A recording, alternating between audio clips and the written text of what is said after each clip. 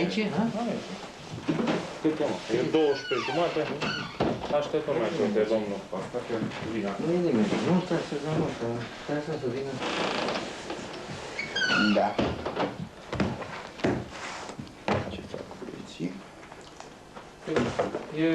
Păi am avut treabă. Am venit. Da. E Clapton.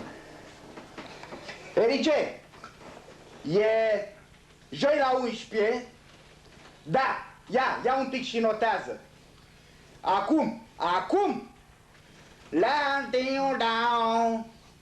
Bine, asta s-o bagi.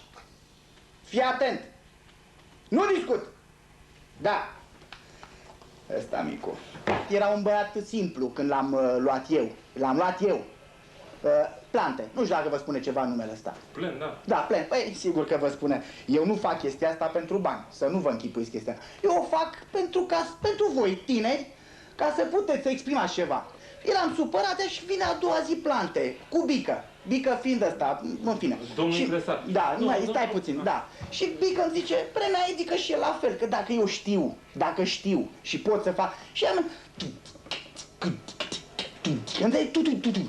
Și am arătat aia cu evitare. Stai puțin, că nu e chiar așa cum credeți voi, măi. Eu știu, Led Zeppelin s-a numit grupul acesta. Led Zeppelin, eu l-am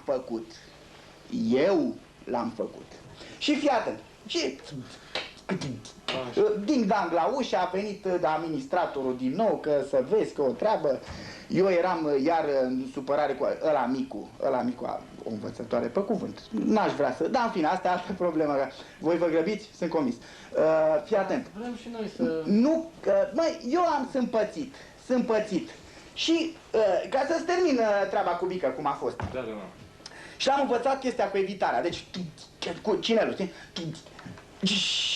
Ai înțeles? Deci, domne, e complicat. Fiind tineri și fiind la început, nu vă puteți da prin seama. Deci, și ai înțeles?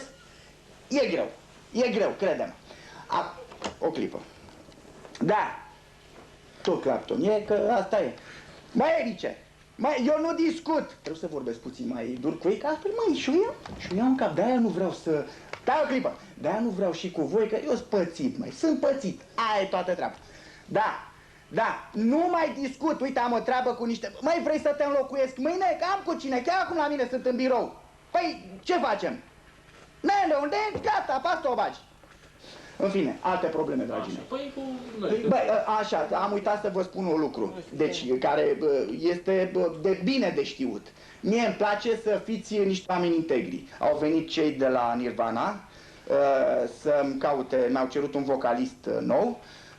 Nu le pot oferi, am niște tineri destul promit, dar sunt puțin ocupat. Deci dacă doriți și sunteți serioși, eu aș putea să vă ajut cu ceva total dezinteresat. Aveți încredere în mine. Da. Trebuie. Da, acum eu am puțină treabă, vă rog ca să mă scuzați. Revin. Deci nu plecați, vă rog. Iar n-ai făcut probleme. Da.